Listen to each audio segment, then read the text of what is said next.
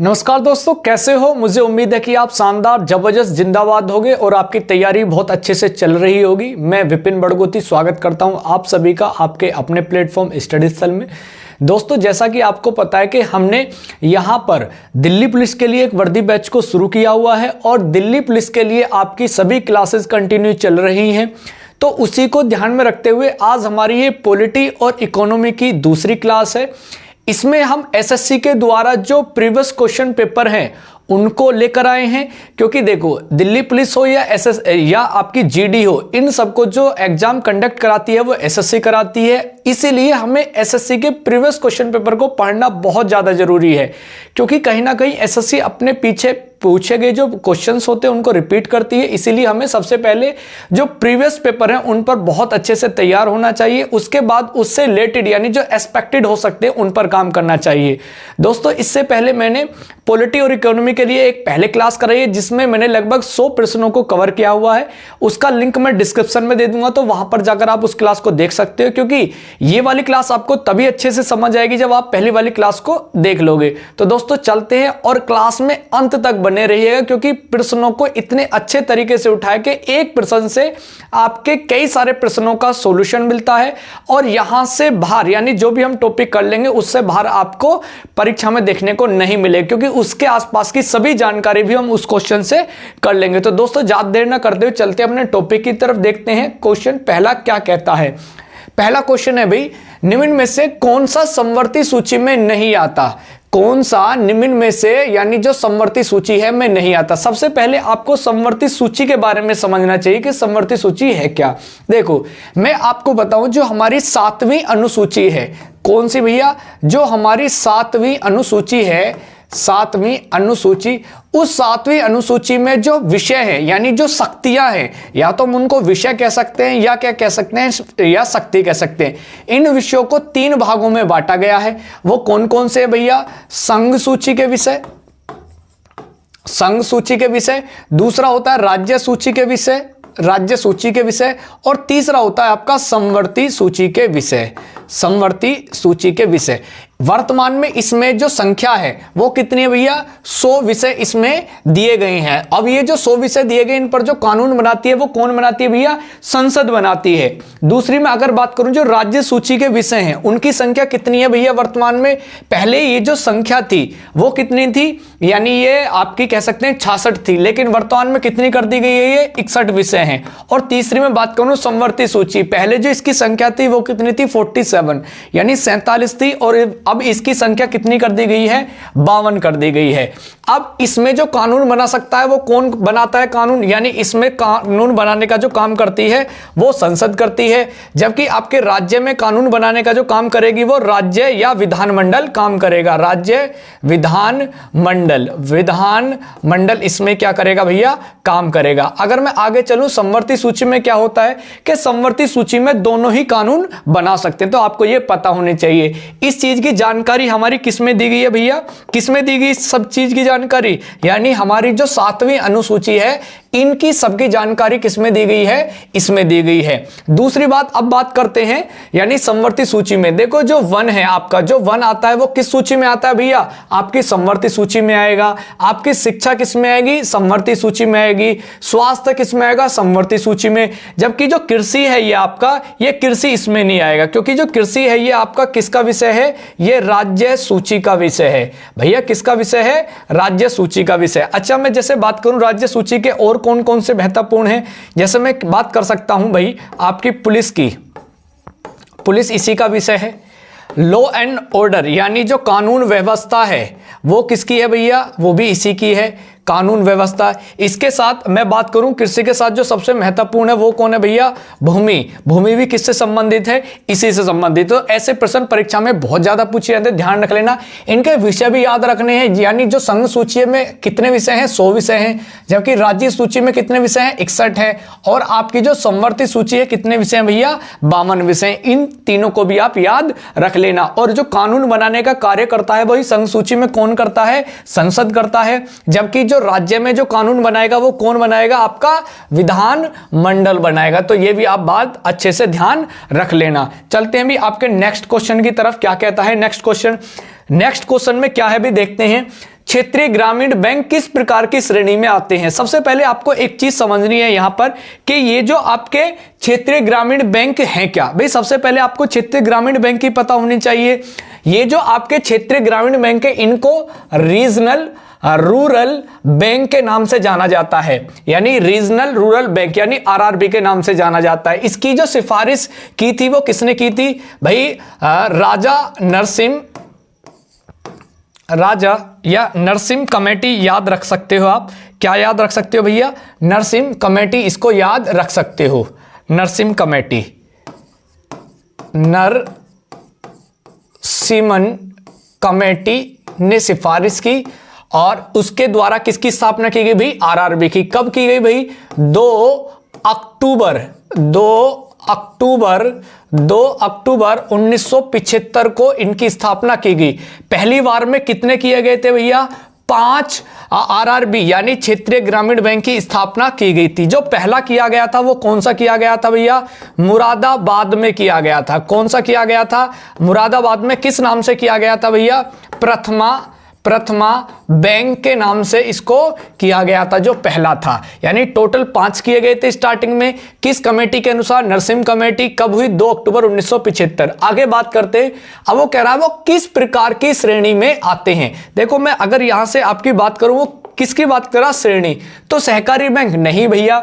दूसरा वाणिज्य बैंक, जी हां, यानी जो आपका जो आंसर आ जाएगा वो क्या आ जाएगा? आपका वाणिज्य बैंक। इसका क्या आ जाएगा? सही आंसर आ जाएगा, क्योंकि इनको अनुसूचित वाणिज्य बैंक के नाम से जाना जाता है, क्योंकि ये आपके उसी प्रकार का कार्य करते हैं जैसे आपके वाणिज्य बैंक करते हैं। यानी किसका काम करेंगे भैया? ये ऋण यानी उधार देने का भी काम करते हैं, ठीक है जी।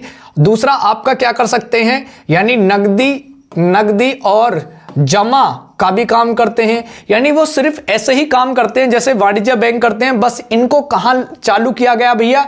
ग्रामीण क्षेत्रों में किया गया है, इसलिए इनको क्या नाम दे दिया गया है? क्षेत्रीय ग्रामीण बैंक के नाम से इनको जाना जाता है। तो पहले याद रख लेना, इसकी जो स्थापना की सिफारिश की थी वो किसने की थी भैया? नरसिम्हा कमेटी ने की थी, बात समझ लेना। दूसरा कब इनकी स्थापना की गई है? 2 अक्टूबर 1975 को की गई है। स्टार्टिंग में कितने बैंक की स्थापना की गई थी भैया? 5 बैंक की गई थी, जबकि पहली कहां की गई है भैया? मुरादाबाद में की गई, ये भी बात समझ लेना। और किसकी की गई है भैया? प्रथमा बैंक की सबसे पहले की गई है। ये आप 4 से 5% याद रख लेना, आपकी परीक्षा के लिए बहुत ज्यादा इंपॉर्टेंट है। नेक्स्ट क्वेश्चन की तरफ चलते हैं भाई। क्या कहता है आपका नेक्स्ट क्वेश्चन? आगे है, अर्थव्यवस्था के आकार का पता लगाने के लिए निम्न में से किसका प्रयोग किया जाता है? भाई वो कहना क्या चाह रहा है? वो कहना चाह रहा है कि जो अर्थव्यवस्था का जो प्रकार है ना, यानी आकार का मतलब है अर्थव्यवस्था का जो आकार है वो कैसा है। आपको एक चीज पता होनी चाहिए, आकार का मतलब क्या है। यानी उस अर्थव्यवस्था का आकार का पता कब लगेगा? यानी जब उसमें हमें उत्पादन की या आय का पता लगेगा कि उस देश की जो अर्थव्यवस्था वो कैसी है, अगड़ी है, पिछड़ी है, कितना कमाती है। यानी एक प्रकार से अर्थव्यवस्था का मतलब हो गया जैसे किसी घर की व्यवस्था होती है, यानी जैसे घर में कितना आया कितना गया उसके बारे में तो पता लगेगा। तो इस सब की जो जानकारी निकल के आती है वो किससे आती है भैया? जीडीपी से आती है। क्या नाम है उसका भैया? जीडीपी। इसका मतलब क्या होता है? Gross domestic product. और इस ग्रॉस डोमेस्टिक प्रोडक्ट को किस नाम से जाना जाता है भैया? सकल घरेलू उत्पाद। किस नाम से जाना जाता है? सकल घरेलू उत्पाद। अब ये जो सकल घरेलू उत्पाद है इसका मतलब क्या है? इसका मतलब है कि भैया एक वर्ष के अंदर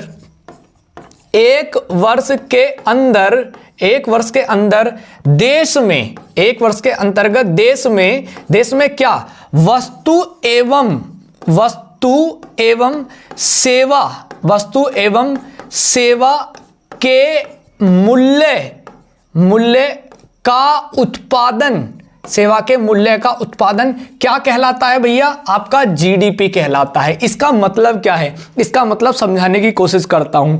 यानी एक वर्ष के अंतर्गत, यानी जितने भी भारत के नागरिक हैं उनके द्वारा चाहे तो सेवा सेक्टर में, तो क्या है, सेवा दी गई हो, चाहे कुछ प्राथमिक और द्वितीयक क्षेत्र में मिलकर किसी प्रोडक्ट का उत्पादन किया गया हो, यानी कोई प्रोडक्ट का निर्माण किया गया हो, उसके बदले जो भी रेवेन्यू जनरेट होगा, यानी जो भी आय होगी, उन सबको एक साथ कर दिया जाएगा और वो जो एक इकट्ठी मुद्रा बनेगी, जो आय बनेगी, उसको किस नाम से जाना जाएगा भैया? जीडीपी के नाम से जाना जाएगा। अब वो क्या कह रहे हैं, ऑप्शन में है क्या भाई सकल राष्ट्रीय आय? नहीं, इसका मतलब क्या है, आय की बात करा, सकल राष्ट्रीय उत्पाद नहीं भैया, राष्ट्रीय नहीं है। इसका जो आंसर सही हो जाएगा वो हो जाएगा आपका सकल घरेलू उत्पाद, हमारा क्या हो जाएगा, सही आंसर इसका हो जाएगा। तो बात समझ आ रही है, यानी जीडीपी के द्वारा ही हम इसका पता लगाते हैं। एक दिन हम इसको डिटेल में जीडीपी क्या होती है, जीएनपी क्या होती है, जीडीआई क्या होती है, इन सब के बारे में एक दिन क्लास में डिटेल में पढ़ेंगे, जिससे आपको इन सब की जानकारी अच्छी तरह से हो जाए। आगे चलते हैं, आगे क्या कहता है, हिंदू उत्तराधिकार अधिनियम। क्या कह रहे हैं भैया, हिंदू उत्तराधिकार संशोधन अधिनियम किस वर्ष लागू किया गया था? देखो, सबसे पहले हमें क्या पता होना चाहिए कि हिंदू उत्तराधिकार अधिनियम है क्या। भाई संशोधन की बात कब आएगी, उसके बाद आएगी। पहले हमें क्या पता होना चाहिए कि जो हिंदू उत्तराधिकार नियम है वो कब बना, तो उसकी बात करते हैं। भाई जो आपका हिंदू उत्तराधिकार अधिनियम है, इसकी जो स्थापना की गई थी वो की गई थी भैया 1956 में। कब की गई थी? 1956 में। अब हिंदू उत्तराधिकार का मतलब क्या है? हिंदू उत्तराधिकार का मतलब है यानी जब किसी व्यक्ति की क्या होती है, यानी मृत्यु हो जाती है तो उसका उत्तराधिकारी जन्म लेता है। जब उसका उत्तराधिकारी जन्म लेता है तो उसकी जो संपत्ति होती है उसका बंटवारा होता है। अब वो जो संपत्ति होगी उसका बंटवारा कैसे कैसे होगा? आपने देखा होता है कि दीवानी के बहुत सारे मुकदमे ऐसे होते हैं कि पूरी पीढ़ी की पीढ़ी खत्म हो जाती है, लेकिन वो दीवानी के मुकदमे नहीं खत्म होते। तो इसीलिए सरकार ने इसको खत्म करने के लिए क्या किया गया है, एक प्रकार का क्या बनाया गया, हिंदू उत्तराधिकार अधिनियम। और एक चीज मैं आपको बता दूं, इन सबको किस नाम से जाना जाता है? हिंदू कोड बिल के नाम से जाना जाता है, हिंदू कोड बिल। ऐसे अन्य और भी कई सारे अधिनियम हैं, जैसे मैं किसकी बात करूं, ये तो हिंदू उत्तराधिकार अधिनियम है। एक होता है आपका भारतीय उत्तराधिकार अधिनियम, भारतीय उत्तराधिकार अधिनियम। अच्छा, इसके अंतर्गत कौन आते हैं? यानी याद रख लेना, यहां किसकी बात की गई है? भारतीय की, जबकि यहां बात किसकी की गई है भैया? हिंदू की। अब इसके अंतर्गत कौन आते हैं भारतीय में? भैया भारतीय का मतलब है हिंदू आपका सिख, बौद्ध, जैन, यानी ये सारे जो होते हैं, यानी हिंदू है, बौद्ध है, सिख है और जैन है, ये किसके अंतर्गत आते हैं भैया? हिंदू कोड बिल के अंतर्गत आते हैं। पहले तो ये समझ लेना। और अगर मैं इसकी बात करूं, इसको कब शुरू किया गया था? 1925 में। अब बात आती है कि इसमें भैया जो संशोधन किया गया था ना, ये संशोधन कब किया गया? अब संशोधन की बात कर लेते हैं। यानी जो संशोधन किया गया, तो भैया संशोधन हुआ था 2005 में। कब हुआ था? 2005 में। अब 2005 में क्या किया गया था? धारा 6 जो है इसकी, यानी जो धारा 6 उसमें क्या किया गया था? अमेंडमेंट किया गया था, यानी संशोधन किया गया था। बात समझ पा रहे हैं? यानी पहला कब बना भैया आपका? पहला कब बना आपका? 1956 में बना, यानी पहला जो बना 1956 में। दूसरा क्या बना हमारा? 2005 में। और किस नाम से? हिंदू उत्तराधिकार संशोधन अधिनियम। जबकि एक अन्य है जो किस नाम से जाना जाता? भारतीय उत्तराधिकार अधिनियम, जो कब बना था? 1925 में। और जो हिंदू कोड बिल है, इसके अंतर्गत क्या क्या चीजें आती हैं भैया? आपका हिंदू, सिख, बौद्ध और जैन धर्म इसके अंतर्गत ही आते हैं। तो जो इसका आंसर हो जाएगा वो क्या हो जाएगा भैया? 2005 इसका सही आंसर हो जाएगा। तो आपको एक क्वेश्चन के साथ उसकी सभी जानकारी, देखो ये सारी चीजें आपको क्यों बताई जाती हैं। देखो मान लो जैसे एसएससी ने ये हिंदू उत्तराधिकार अधिनियम पूछ लिया, तो अब की बार संशोधन पूछा, तो अब पहले क्या पूछ सकता था? इसकी स्थापना कब हुई, ये कानून कब बना, या किस में संशोधन हुआ, ये पूछा जा सकता था। ये पूछा जा सकता था कि ये किस बिल में आता है, तो हिंदू कोड बिल में आता है। ये पूछा जा सकता था कि अन्य जो आते हैं धर्म वो किस नाम से जाने जाते हैं, तो भारतीय उत्तराधिकार अधिनियम। तो इसीलिए आपको प्रश्न से रिलेटेड जो भी जानकारी होती है, इसलिए संपूर्ण जानकारी बताई जाती है कि जो नेक्स्ट टाइम आपका एग्जाम हो आप उसमें बहुत अच्छा परफॉर्मेंस करके आए, वहां से आपका कोई भी एक प्रश्न ना छूटे। तो इसीलिए हमारी जो प्रयास रहता है ये रहता है कि आपको समस्त जानकारी उससे रिलेटेड दे दी जाए। आगे चलते हैं भाई नेक्स्ट प्रश्न की तरफ। क्या कहता है नेक्स्ट प्रश्न? आगे है आपका, भारत सरकार कितनी रबी फसलों के लिए न्यूनतम समर्थन मूल्य की घोषणा करता है। अब आपको सबसे पहले एक चीज पता होनी चाहिए कि इन्होंने रबी फसल की बात करी है और दूसरा न्यूनतम समर्थन मूल्य, ये क्या होता है सबसे पहले ये पता करें। भाई ये जो न्यूनतम समर्थन मूल्य होता है इसका मतलब होता है मिनिमम सपोर्ट प्राइस। अब ये क्या होता है जी, एमएसपी। इस एमएसपी को भारत सरकार के एक मंत्रालय है, भारत सरकार का एक मंत्रालय है, सबसे पहले तो वो पता हो मंत्रालय कौन सा है भैया, कृषि एवं किसान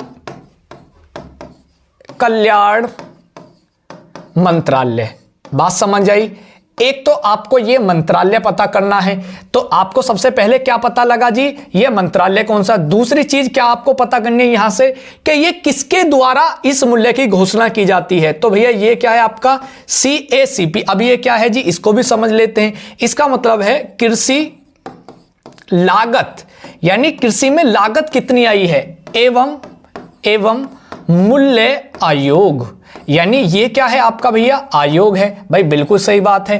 अब आगे क्या कहता है, आगे कहता है कि जी ये जो मंत्रालय है उसमें एक आयोग है, जो आयोग क्या करता है, प्रतिवर्ष आयोग क्या करता है, प्रतिवर्ष आपकी 24 फसलों का, कितनी फसलों का भैया, 24 फसलों का क्या करता है भैया, एमएसपी जारी करता है। क्या जारी करता है भैया, एमएसपी, यानी मिनिमम सपोर्ट प्राइस जारी करता है, यानी इससे निम्नतम कीमत पर आपकी वस्तु किसी भी बाजार में नहीं खरीदी जाएगी। अच्छा एक चीज और याद रख लेना, यानी 24 फसलों का तो होता है एमएसपी, जबकि एक जो फसल होती है उसका होता है FRP। क्या होता है भैया, FRP होता है, ये समझ लेना।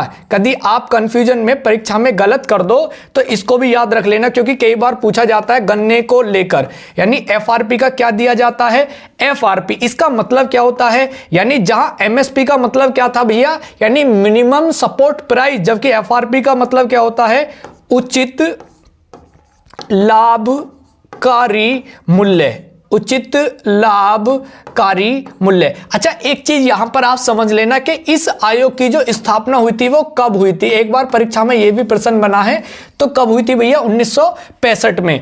अच्छा अब ये टोटल जो फसल होती है कितनी होती है भैया, 25 होती हैं, यानी 24 फसलों का क्या होता है, एमएसपी होता है, जबकि एक फसल का क्या होता है, FRP। और एक फसल जो है वो कौन सी है भैया, आपकी गन्ना है। और गन्ने को क्यों दिया जाता है, क्योंकि गन्ना ऐसी चीज है, गन्ना एक प्रकार की क्या है, वाणिज्यिक फसल है, तो ये भी आप इसको ध्यान रख लेना।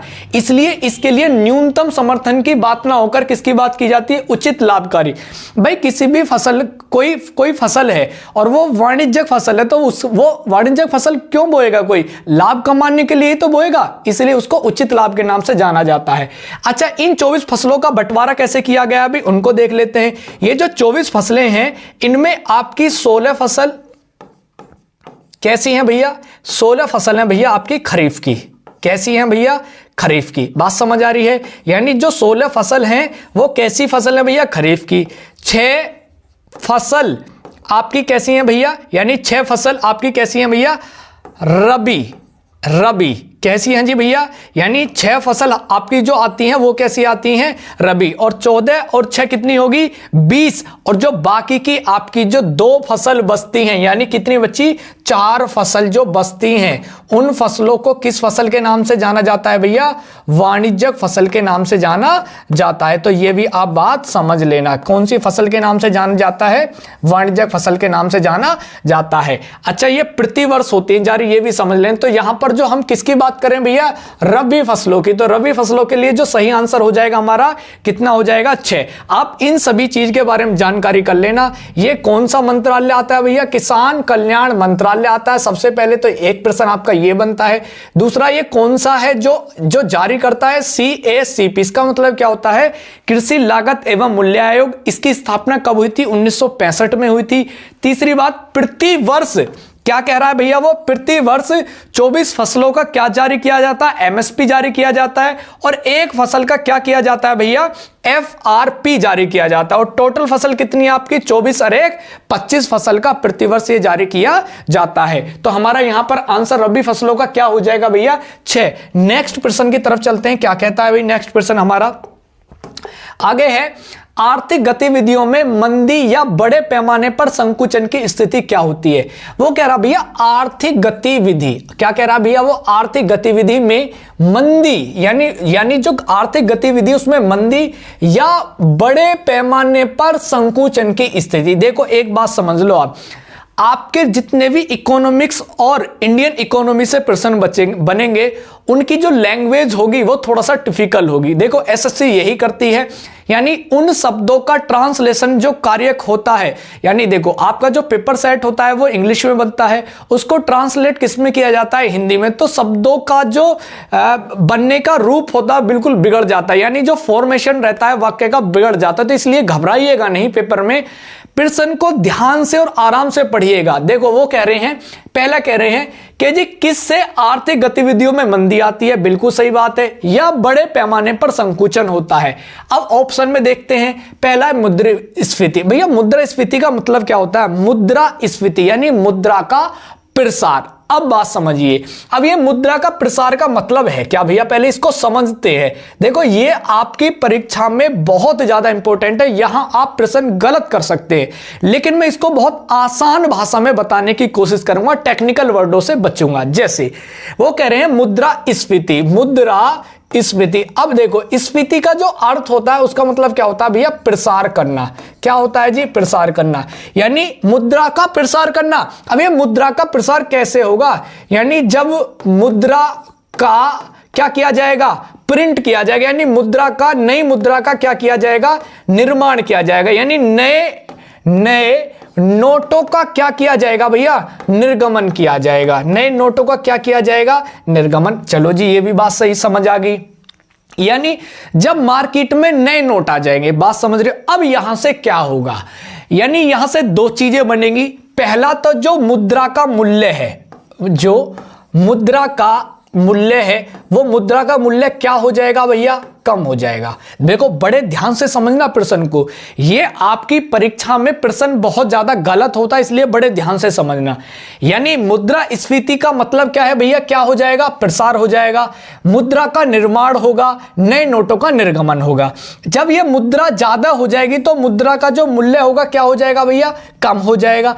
जब मुद्रा का मूल्य कम हो जाएगा तो जो आपकी वस्तु है प्लस सेवा है उसकी खरीदारी क्या होगी, यानी उसकी खरीदारी क्या हो जाएगी भैया, क्या होगी, यानी जब मुद्रा का मूल्य होगा तो वस्तु और सेवा भी कैसी खरीदी जाएगी, कम।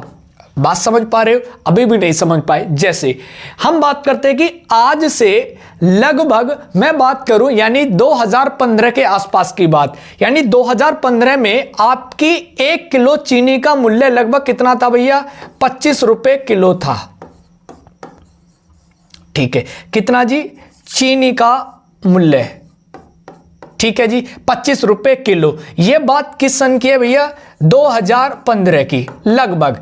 लेकिन अगर मैं आज बात करूं चीनी का मूल्य कौन से सन में बात करूं भैया, 2023 में, तो कितना है भैया, लगभग 40 रुपए किलो। अब कितना है, 40 रुपए किलो। अब आप समझिए, पहले 25 रुपए में कितनी चीनी आ रही थी भैया, 1 किलो आ रही थी, लेकिन आज 25 रुपए में कितनी आएगी भाई, अगर भाग करोगे तो कितनी आएगी भाई, कम नहीं हो जाएगी, क्योंकि अब रेट क्या है, 40 रुपए का। और अगर मैं बात करूं 25 छिक्का, अगर 25 छिक्का 150 और 25 सत्ते 175, और अगर मैं बात करूं तो भैया ये आपकी जो है बहुत ज्यादा कम आएगी। तो इसका मतलब क्या है कि मुद्रास्फीति से मुद्रा का जो मूल्य है वो हो गया कम, और जब मुद्रा का मूल्य कम हो गया तो उससे जो वस्तु और सेवा है वो भी क्या खरीदी जाएंगे भैया, बहुत ज्यादा कम। तो बात समझ रहे हैं, तो मुद्रास्फीति एक अलग वर्ड है।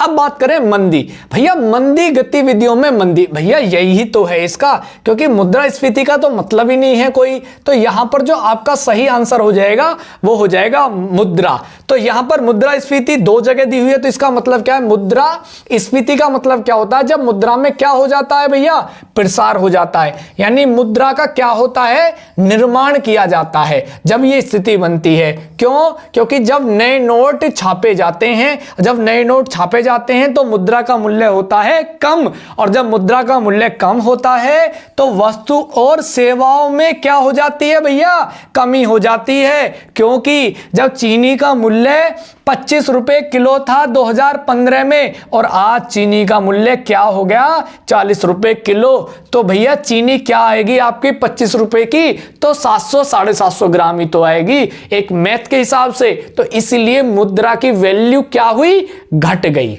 बात समझ पा रहे हो जी? बिल्कुल कहोगे जी, बहुत बढ़िया, समझ में आया। नेक्स्ट चलते हैं भैया आगे। आगे कह रहे हैं निम्न में से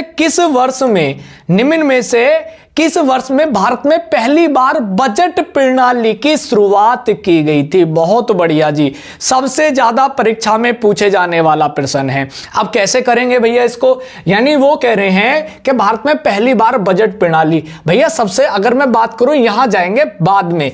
अच्छा, ये जो बजट प्रणाली है इसकी जो शुरुआत की गई, भैया सबसे पहले इसकी शुरुआत किसने करी? भैया शुरुआत करी एक थे भैया जेम्स विल्सन। कौन थे भैया? जेम्स विल्सन नाम के व्यक्ति थे, जो कहां थे भैया, वायसराय की कार्यकारिणी, वायसराय की कार्यकारिणी के क्या थे भैया, सदस्य थे। कार्यकारिणी के क्या थे भैया, सदस्य। उन्होंने क्या काम करा, ये जो कार्यकारिणी सदस्य की परिषद थी ना, कार्यकारिणी परिषद जो थी उसमें क्या काम करा, एक बजट पेश किया। और ये जो बजट पेश किया वो कब किया भैया, 1860 में किया। कब किया, 1860 में। जब ये 1860 में बजट पेश किया किसने भैया, जेम्स विल्सन ने किया। और जब जेम्स विल्सन ने किया तो ये क्या बन गए भैया, जेम्स विल्सन क्या बन गए, भारत में बजट प्रणाली के क्या बन गए भैया, जनक बन गए। क्या बन गए भैया, बजट प्रणाली के जनक बन गए। थे कौन ये भैया, वायसराय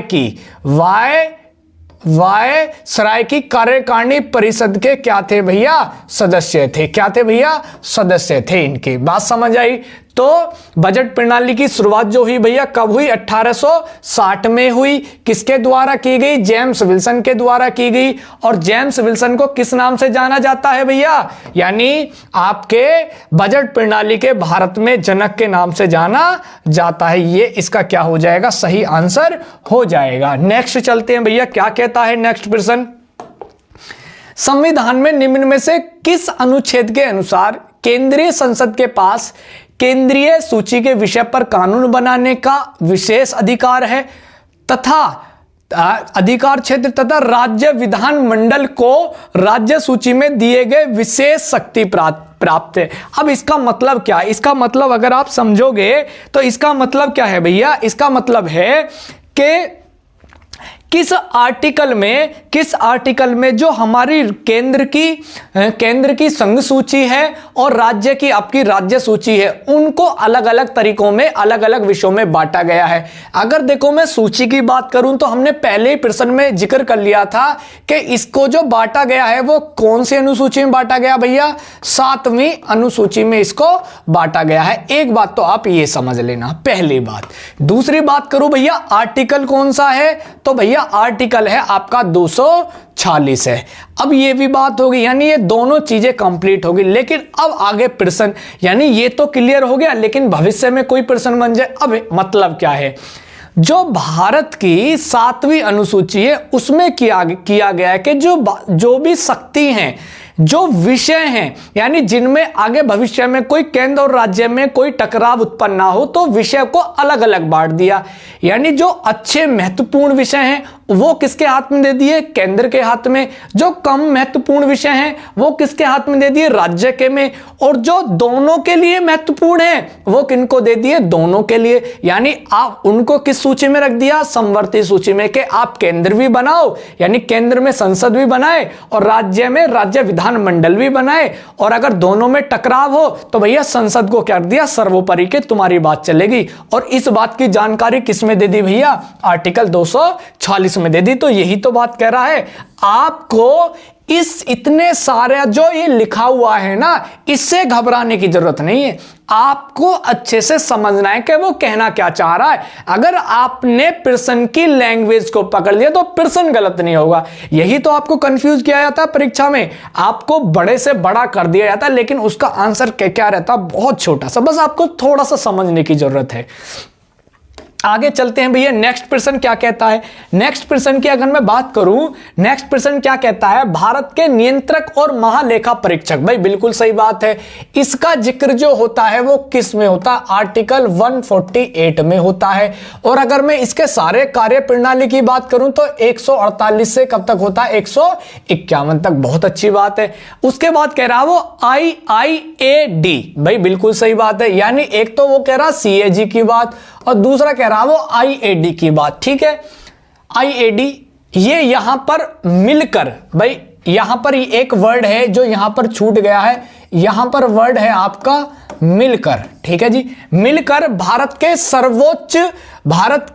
सर्वोच्च लेखा परीक्षक संस्थान यानी SIA का गठन करते हैं। तो उन्होंने कहा ये जो IAAD है ना, इसकी फुल फॉर्म क्या है। यानी सबसे पहले एक बात समझो, यानी CAG प्लस IAAD ये जब दोनों मिलेंगे तो किसका निर्माण होगा भैया, SAI का निर्माण होगा। तो उन्होंने पूछा है ये जो IAAD है ना, इसकी फुल फॉर्म क्या है। इसका मतलब क्या है भैया, controller audit of journal. Controller audit of journal यानी भारत का महालेखा परीक्षक। अब इसकी फुल फॉर्म की बात कर लेते हैं। इंडियन एड भैया होगा ही नहीं, बिल्कुल गलत बात है।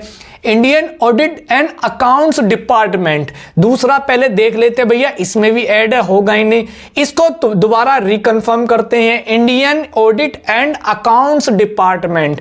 अब इसका मतलब क्या होता है, इसका मतलब होता है भारतीय लेखा और परीक्षक या परीक्षा विभाग। क्या हो जाएगा भैया, परीक्षा विभाग। यानी ये क्या है आपका, एक डिपार्टमेंट है। क्या है जी आपका, यानी भारतीय लेखा और परीक्षा विभाग क्या है आपका, डिपार्टमेंट है। जबकि एक क्या है आपका यहां संस्थान है, और एक क्या है आपका नियंत्रक और महालेखा परीक्षक है, जिसका वर्णन किसमें किया गया है, 148 से 151 में बात की गई है। बात समझ आई हो तो कह दो भैया यस, बहुत अच्छे से समझ आई। चलो भैया नेक्स्ट चलते हैं, क्या कहता है, निम्न में से किस वर्ष में एशियाई विकास बैंक। भैया बहुत बढ़िया बात, वो कह रहे हैं एशियाई विकास बैंक की स्थापना की गई थी। भैया सबसे पहले तो ये पता हो कि ये एशियाई विकास बैंक है क्या, यानी एशियन डेवलपमेंट बैंक की बात कर रहा है। भैया कब हुई इसकी स्थापना, भैया अगर मैं इसकी बात करूं ये 19 सितंबर यानी 19 सितंबर 1966 को की गई। भाई बहुत अच्छी बात है। कितने सदस्यों ने मिलकर करी, भैया इसमें 31 सदस्य देश थे जब इसकी स्थापना हुई। बात सही है जी, बहुत बढ़िया बात। आगे चलते हैं। अब 1966 में जब इसकी स्थापना की गई तो इसका जो मुख्यालय बना वो कहां बना, भाई पहले तो ये भी पता होनी चाहिए भैया, ये बना आपका मनीला। और भैया ये जो मनीला पड़ता है ना, ये पड़ता आपका फिलीपींस में। कहां पड़ता है भैया, फिलीपींस। और जो फिलीपींस पड़ता है वो कहां पड़ता है आपका, यानी पैसिफिक ओशियन में पड़ता है। ये भी बात समझ लेना। अब आगे चलते हैं। अब इसके भैया वर्तमान कंडीशन देख लेते हैं। अगर मैं बात करूं वर्तमान में इसमें टोटल कितने सदस्य हैं, इसमें वर्तमान में भैया 68 सदस्य देश हैं। कितने सदस्य देश हैं भैया, 68 सदस्य देश हैं। भैया बहुत बढ़िया बात। अब ये कैसे कैसे हैं, इसमें कुछ एशियाई और कुछ बाहरी हैं। तो अगर मैं बात करूं यानी 49 देश कैसे हैं भैया, एशियाई हैं। कैसे देश है भैया, 49 देश है एशियाई, और बाकी बचा लो कितने बचे, 8 में से 9 गया 1, यानी भारी कितने हो गए, 9 और 9 18, 19 देश कैसे हो गए भैया, बाहरी हो गए। बाहरी यानी एशिया से बाहर के। अच्छा अब यहां से प्रश्न क्या आ सकता है, यहां से प्रश्न ये आ सकता है भैया कि ये जो 49 एशियाई देश हैं, इसमें सबसे ज्यादा जो शेयर है वो किसका है? भैया सबसे ज्यादा जो शेयर करता है ना इसमें, ये एक प्रकार का बैंक की तो है, तो भैया जापान करता है। कितना शेयर है इसका इसमें? यानी 12.75 का शेयर है। और देश कौन सा है भैया? ये जापान है भैया। और ये बाहरी देश भैया किसका सबसे ज्यादा है? तो भैया कह दो अमेरिका का सबसे ज्यादा इसमें शेयर है। कितना है भैया? कह दो भैया इसका भी 12.75 है। तो भैया दोनों का क्या हिस्सा है? बराबर है, यानी झगड़े वाली बात ही नहीं छोड़ी। अब वर्तमान में कितने सदस्य है भैया? यानी 68 सदस्य देश हैं। 49 एशियाई हैं और 19 कैसे हैं भैया? बाहरियाई हैं। कब स्थापना की गई?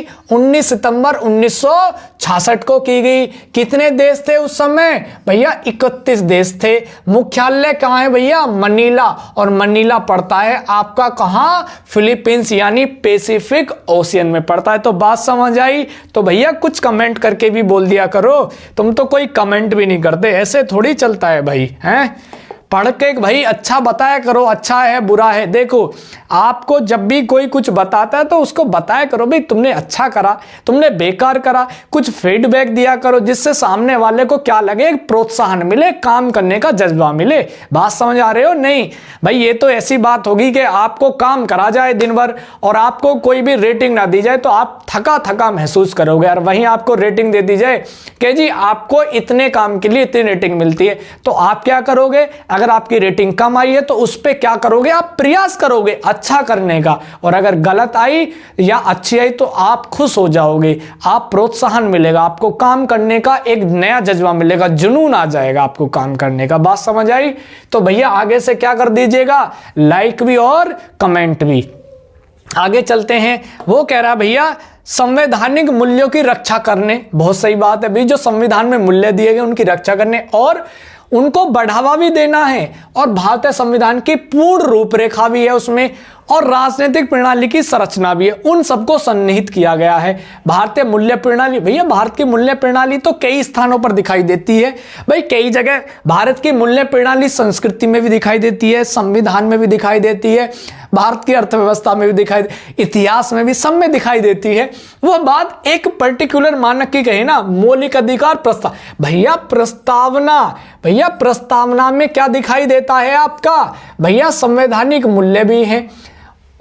दूसरा उनकी बात क्या की रहे? पूर्ण रूपरेखा की बात कर रही जा रही है, राजनीतिक प्रणाली की संरचना की बात की जा रही है। तो ये प्रस्तावना, भैया प्रस्तावना क्या है? भारतीय संविधान की क्या है? कुंजी है। क्या है भैया? भारतीय संविधान की क्या है? कुंजी, यानी संविधान को खोलने की क्या है भैया? कुंजी है। कुंजी मतलब समझ रहे हो? चाबी है। अच्छा जी, ये भारतीय संविधान का क्या है भैया? अभिन्न अंग है। कैसा अंग है भैया? अभिन्न अंग है, यानी जुड़ा हुआ है। आप इसको किसी भी सूरत में अलग नहीं कर सकते हो। तो ये भी बात क्या है आप समझ लेना। दूसरी बात, इसमें कितनी बार संशोधन किया है भैया? एक बार संशोधन किया गया है, एक बार। कब किया गया है भैया? 42 में संशोधन के द्वारा किया गया है। और ये 42वां संशोधन कब किया गया था भैया? 1975 में किया गया था भैया। कब किया गया था? 1975 में। ठीक है, बात समझ लेना। तो प्रस्तावना के बारे में सब कुछ जानकारी मैंने पहले वाले में प्रैक्टिस सेट जो कराया था आपको, सेट जो कराया था उसमें सारी जानकारी दी है। तो एक बार उसको जाके देखिए, आपको कंप्लीट नॉलेज वहां पर मिल जाएगी। आगे कह रहे हैं भैया संविधान का 26वां संशोधन 1971 द्वारा निम्न में से किस अनुच्छेद के द्वारा संशोधित किया गया था? भैया 124, 366, 324। भैया इसमें तो वो है ही नहीं, भैया इसमें तो वो दिया ही नहीं गया है। यानी वो कौन सा है? अगर मैं बात करूं भैया, अगर मैं बात करूं तो वो तो भैया 291 है। कौन सा है भैया? 291 है। अब ये 291 है क्या? सबसे पहले तो ये पता होनी चाहिए। यानी 291 में क्या दिया गया है?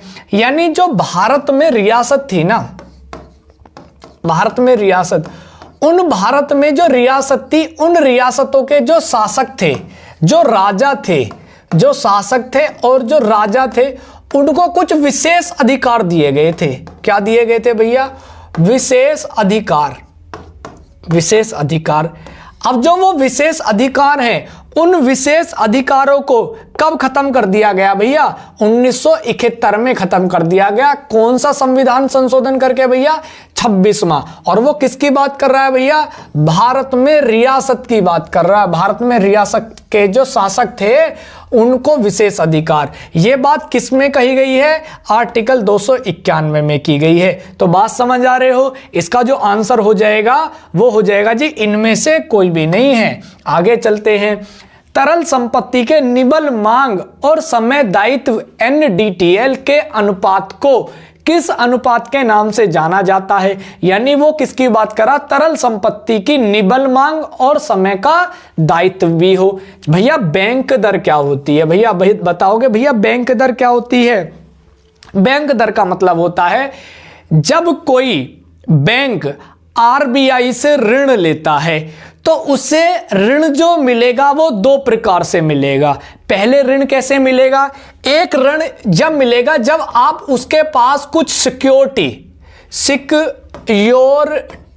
जमा कर दोगे। सिक्योरिटी का मतलब क्या है? आप कुछ क्या कर सकते हो? कुछ भैया आभूषण जैसे गोल्ड है, कुछ बॉन्ड हो सकते हैं भैया, कुछ बॉन्ड हो सकते हैं। जब आप उनको रखोगे तब आपको क्या दिया जाएगा? यानी दर के आधार पर, यानी जो बैंक दर होगी उसके आधार पर कुछ आपको ऋण दिया जाएगा। तो जो बैंक दर होगी तो वो क्या होगी भैया? सिक्योरिटी। यानी बिना सिक्योरिटी के आधार पर होगी या सिक्योरिटी के आधार पर होगी? आप बताइएगा भैया। यानी जब बिना सिक्योरिटी के बात करें तो क्या होगी भैया? बैंक दर होगी। यानी जब बिना सिक्योरिटी के आपको क्या दे दे? वो धन दे दे। और जब क्या करे? आपसे सिक्योरिटी ले ले। क्या ले ले जी भैया? सिक्योरिटी ले ले।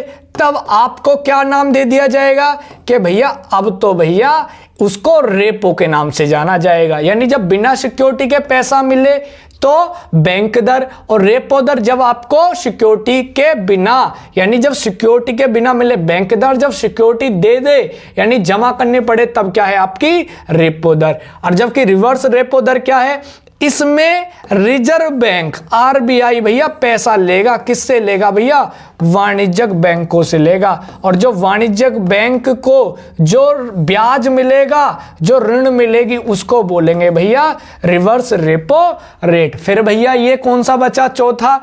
यानी ये RBI लेगा वाणिज्य बैंक से, और इन दोनों में वाणिज्य बैंक लेंगे किससे भैया? इन दोनों में। यानी वाणिज्यिक बैंक जो होंगे ना वो किससे लेंगे भैया? वो लेंगे RBI से। किससे लेंगे?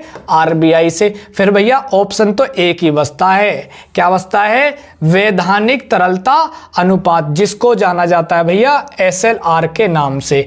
SLR जो होता है स्टैट्यूटरी लिक्विडिटी रेशियो होता है। यानी जब किसी बैंक में तरलता को बनाए रखने के लिए कुछ जमा पूंजी आरक्षित के तौर पर रखी होती है, उसको किस नाम से जाना जाता है? SLR के नाम से जाना जाता है। आगे चलते हैं भैया। नेक्स्ट प्रश्न क्या कहता है? भारतीय संविधान के निम्न में से कौन सी अनुसूची में विषयों को 3 भागों में बांटा गया है? भैया वो किसकी बात कर रहा है? यानी अनुसूची में विषय। भैया कई बार तो बात कर ली भैया, 7वीं अनुसूची है। कौन सी अनुसूची है भैया? 7वीं।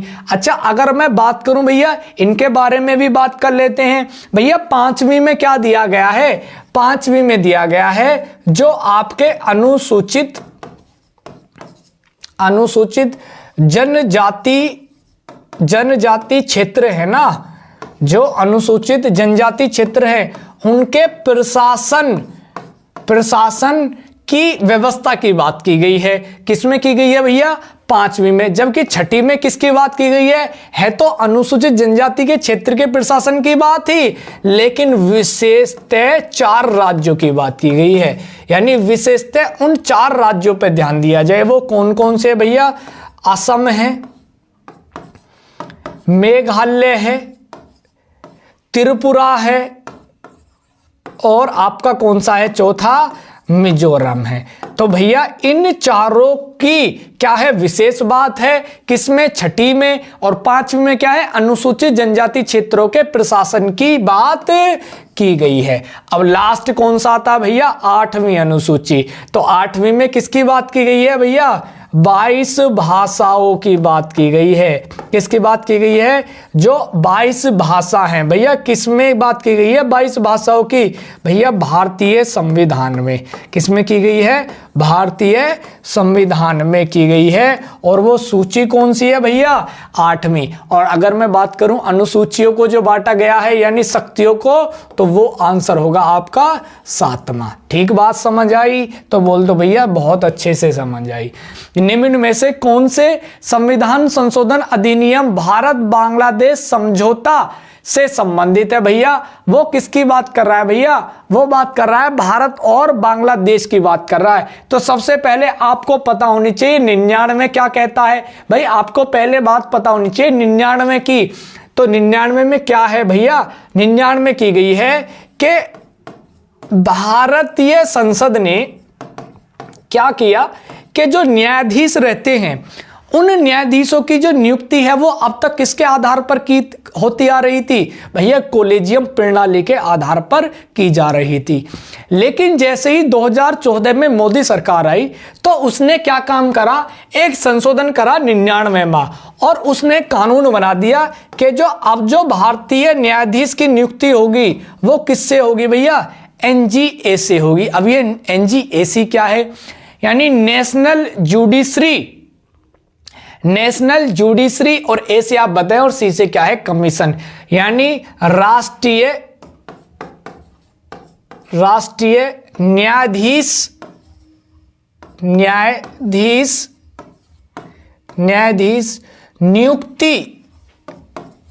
नियुक्ति आयोग।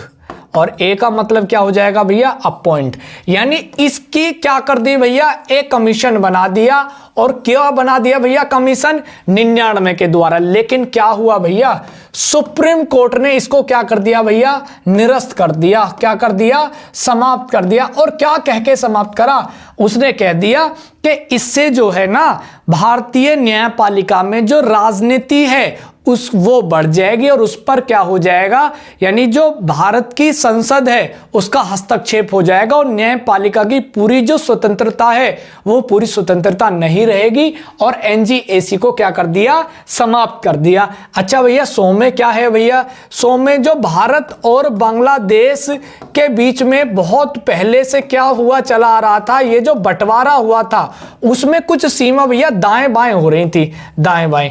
अब क्या हुआ, इन सबको एक करके एक सीधी रेखा खींच दी गई, यानी इधर को भैया क्या दे दो, यानी जो हमारा हिस्सा है वो दे दो भैया बांग्लादेश को, और जो बांग्लादेश का इधर आ रहा है वो दे दो भैया हमें। तो ये क्या हुआ, यानी इस कुछ हिस्सा क्या दे दिया भैया, यानी जो ये एक लाइन खींचेगी, इस लाइन के इधर जो वो देश है यानी जो रेखा है वो भूमि हमें मिल गई, और जो उधर की है वो किसको मिल गई, बांग्लादेश को। तो यही बात क्या हो जाएगी इसका सही आंसर, यानी ये एक भूमि समझौता है भारत और बांग्लादेश के बीच में। अच्छा भैया 101 में क्या दिया गया है भैया, जीएसटी की बात की गई है। जीएसटी जो हमने इससे पहले वाले सेट में कुछ एक्सप्लेनेशन के साथ इसको समझा था। जबकि अगर मैं 102 की बात करूं तो भैया इसमें क्या दिया गया है, एनसीबीसी। अब भैया एनसीबीसी क्या है भैया, राष्ट्रीय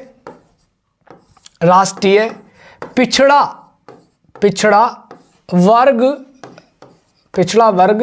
आयोग, राष्ट्रीय पिछड़ा वर्ग आयोग। देखो ये बात किसमें कही गई थी, 340 में की गई थी। किसमें की गई थी, आर्टिकल 340 में। अब इसको क्या दे दिया गया है, 102वें संविधान संशोधन के द्वारा क्या दे दिया गया भैया, इसको संवैधानिक दर्जा दे दिया गया। तो ये भी बात समझ लेना। और ये किससे संबंधित है, 102वें संविधान संशोधन से संबंधित है, संवैधानिक दर्जा। आगे चलते हैं भैया, क्या कहता है, जी भैया, तो ये कह रहे हैं thanks for watching this video, यानी यहाँ जो आपकी जो क्लास है वो क्या होती है भैया, समाप्त होती है। और अगर दोस्तों आपको ये क्लास पसंद आई है, अच्छी लगी है, तो इसको लाइक करिएगा, अपने दोस्तों के साथ शेयर करिएगा। और आपको अगर कुछ चीजें अच्छी लगती हैं तो हमें कमेंट के माध्यम से जरूर बताइएगा। और अगर आप हमारे पढ़ाने की शैली में कुछ बदलाव करना चाहते हैं, हमसे कुछ पूछना चाहते हैं, तो आप हमें कुछ कमेंट भी कर सकते हैं। अच्छी लगी है तो कमेंट से हमको फीडबैक दे सकते हैं। और अगर आप सजेशन देना चाहते हैं, कोई हम में बदलाव करना चाहते हैं, किसी चीज की डिमांड करना चाहते हैं, तो आप हमको कमेंट करके भी वो चीज बता सकते हैं। तत्काल आपको उस चीज पर अमल किया जाएगा, आपकी बात को स्वीकार किया जाएगा। और अंत में जाते हुए आप क्या करिएगा, अगर आप चैनल पर नए हैं तो चैनल को भी क्या कर दीजिएगा भैया, सब्सक्रिप्शन कर दीजिएगा, यानी सब्सक्राइब कर दीजिएगा, और बेल आइकन के बटन को भी प्रेस कर दीजिएगा। तो दोस्तों मिलते हैं अगली और बेहतरीन क्लास के साथ, तब तक रखिएगा अपना और अपनों का ख्याल। तो मिलते हैं दोस्तों अगली क्लास में, धन्यवाद।